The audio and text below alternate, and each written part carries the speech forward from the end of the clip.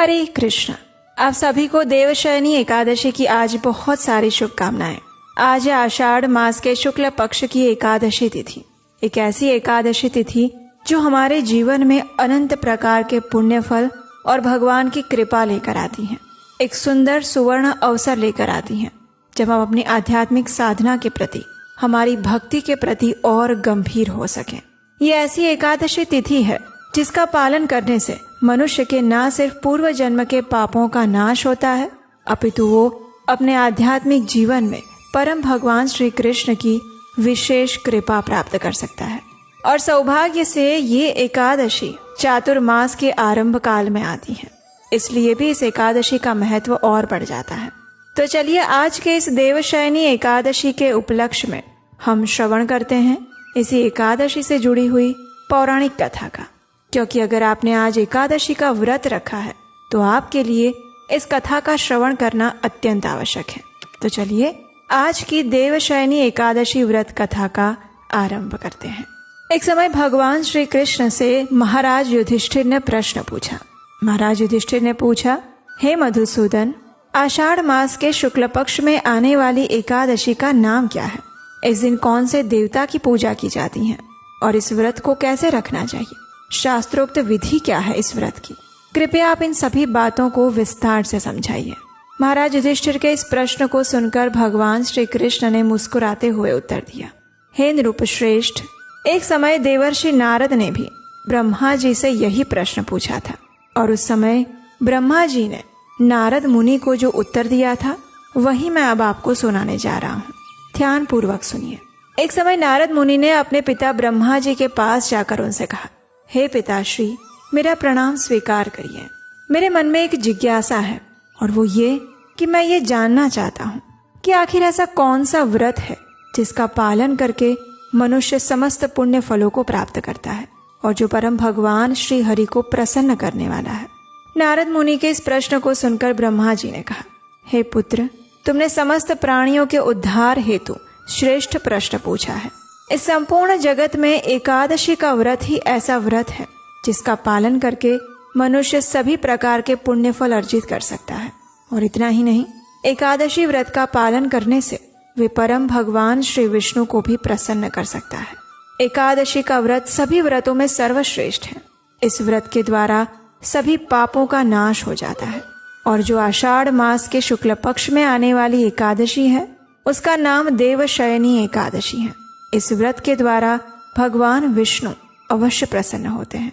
अब इसी संदर्भ में मैं तुमसे एक पौराणिक कथा सुनाता हूँ, ध्यान पूर्वक उसका श्रवण करना। एक समय इक्ष्वाकु वंश के सूर्यवंशी राजा महान राजा मांधाता थे। वे सत्यनिष्ठ, महान तपस्वी और सम्राट थे। वे करुणा से अपने राज्य पर शासन करते थे और अपनी प्रजा को अपनी संतानों की तरह ही पालन पोषण करते थे। उनके शासन काल में राज्य समृद्ध हुआ था और उनकी प्रजा सदैव सुखी रहती थी। उनके राज्य में कभी भी ना तो अकाल पड़ा, ना ही आंधी आई और ना ही तूफान और अधिक बारिश आई।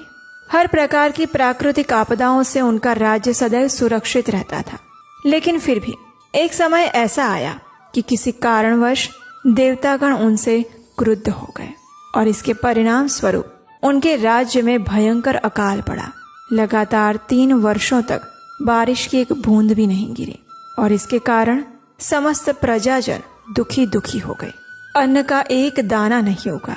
प्रजाजन भूख और प्यास से पीड़ित रहने लगे।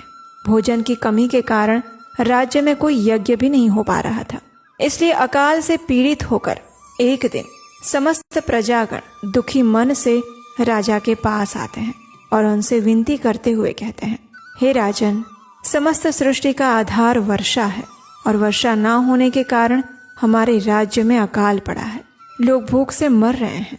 हे पृथ्वीपति, कृपया आप हमारी इस पीड़ा को दूर करने के लिए कोई प्रयास कीजिए।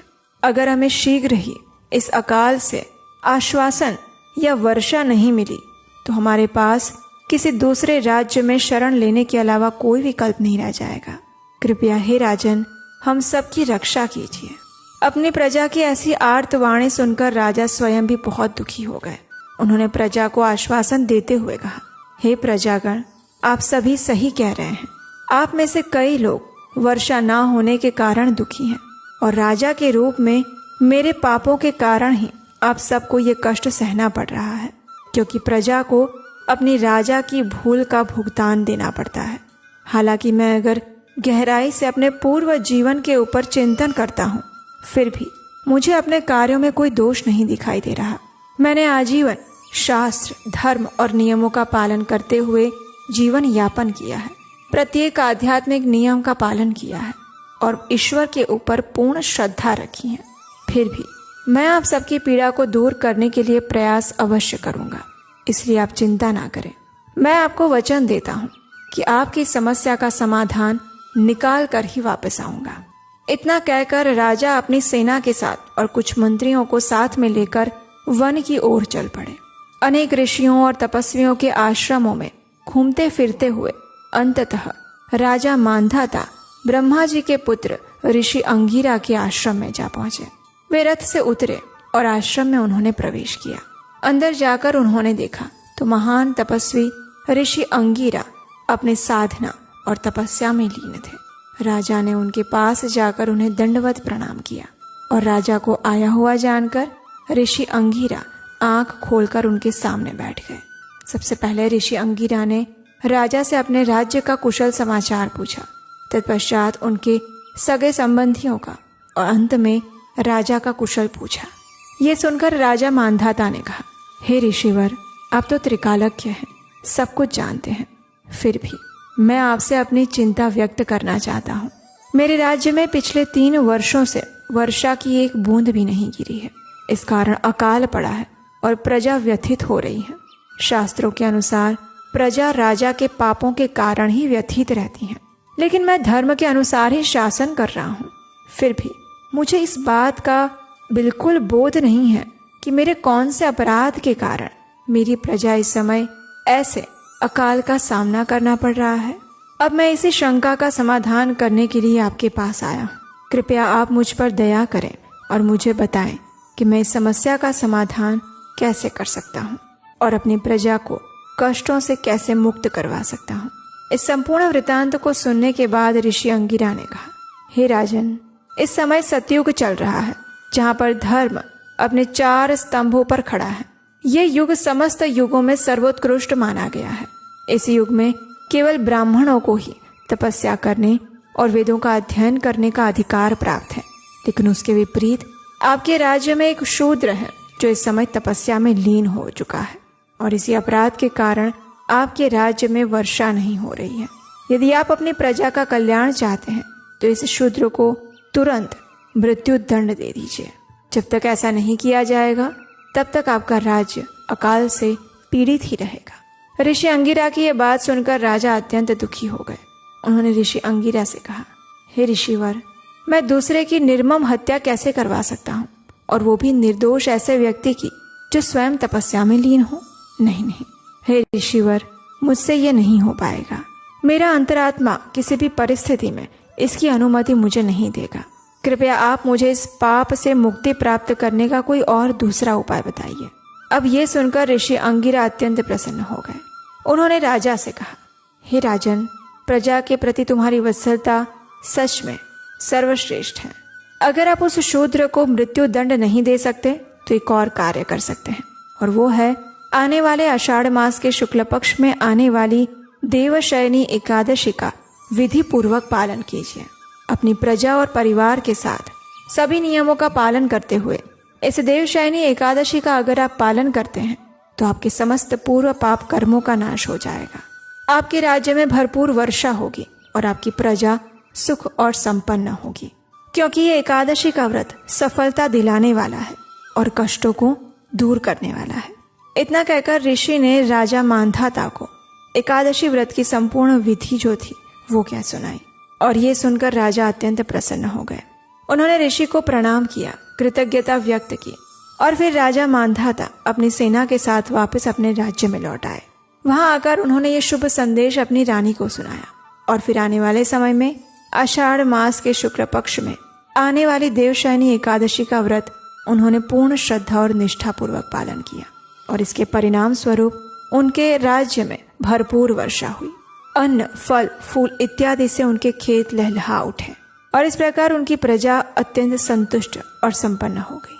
और हाँ, अगर आप हमारे इस वैदिक ज्ञान के प्रचार कार्य की सराहना करते हैं और इस कार्य में अपना योगदान देना चाहते हैं तो स्क्रीन पर नंबर दिया गया है, वहाँ आप हमें आर्थिक रूप से अपनी सहायता भेजकर भी हमारा उत्साह बढ़ा सकते हैं। श्रावण मास आने वाला है, क्या आप तैयार हैं आने वाले समय में अपनी भक्ति को बढ़ाने के लिए और स्पेशली अपने आने वाले संतान को भगवान शिव जैसे दिव्य गुण देने के लिए? तो हमारा गर्भ विज्ञान वेबिनार ज्वाइन कीजिए। अगर आप गर्भवती महिला हैं या फिर आने वाले समय में प्रेगनेंसी प्लान कर रहे हैं तो ये वेबिनार आपके लिए एक्सक्लूसिव हो सकता है। नीचे डिस्क्रिप्शन बॉक्स में लिंक दिया गया है। इस शनिवार को इस लाइव वेबिनार में मेरे साथ जुड़िए और मैं आपके साथ 3 ऐसे सीक्रेट शेयर करूंगी जो आपने कभी नहीं सुने होंगे। See you live in this webinar.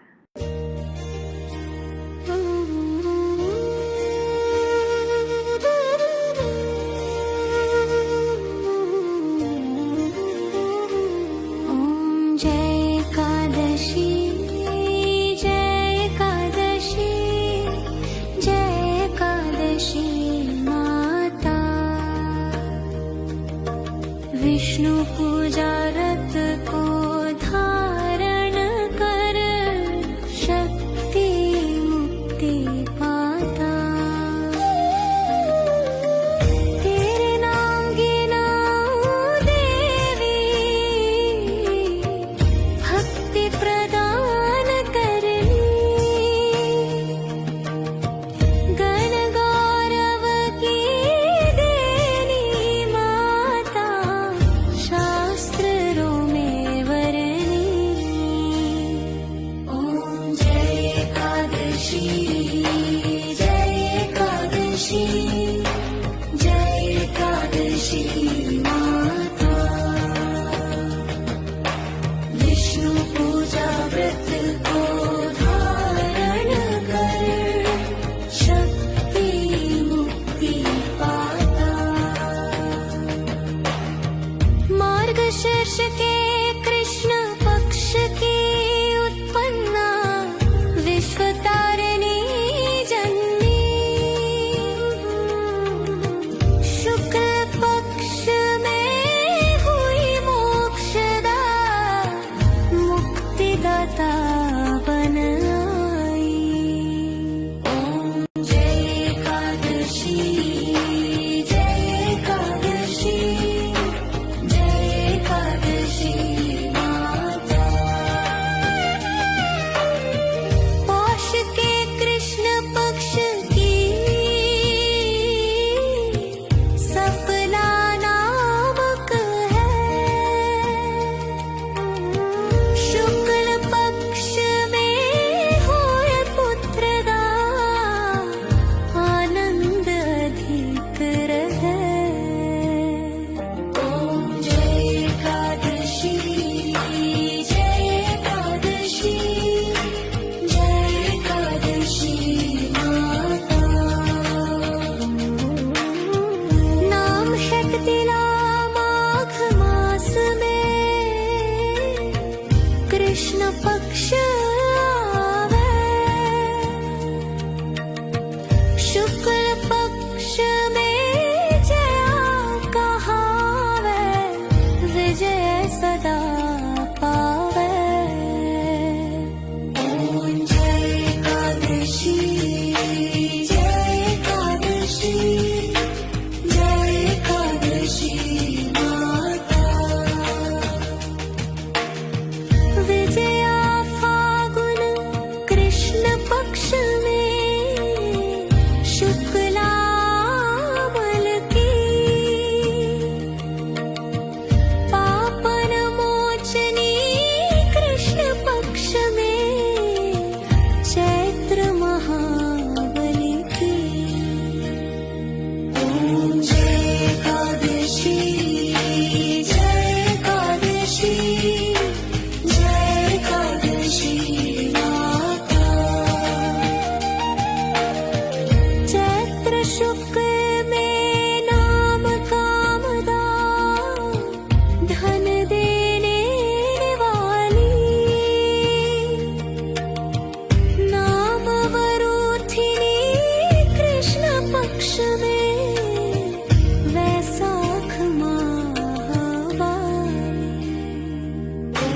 जय एकादशी जय एकादशी जय एकादशी माता।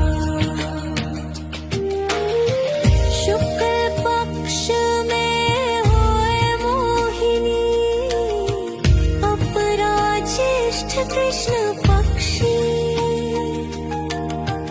नाम निर्जला सब सुख करनी शुक्ल पक्ष रखी।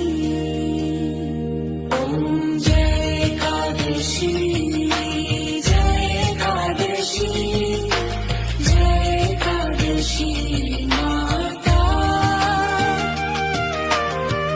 योगिनी नाम आषाढ़ में जानो कृष्ण पक्ष करनी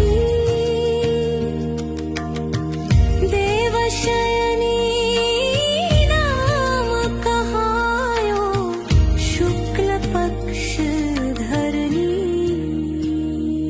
ओम जय एकादशी जय एकादशी जय एकादशी माता।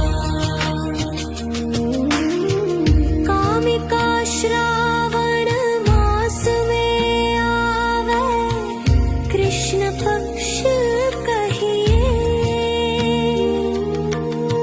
श्रावण शुक्ला होय पवित्रा आनंद से रहिए। ओम जय एकादशी जय एकादशी जय एकादशी माता। अजा भाद्रपद कृष्ण पक्ष की परिवर्तिनी शुक्ला इंद्राश्चिन कृष्ण पक्ष में व्रत से भवसागर निकला। ओम जय एकादशी जय एकादशी जय एकादशी माता। पापांकुशा है शुक्ल पक्ष में आप हरहारी रमा मास कार्तिक में आवे सुखदायक भारी। ओम जय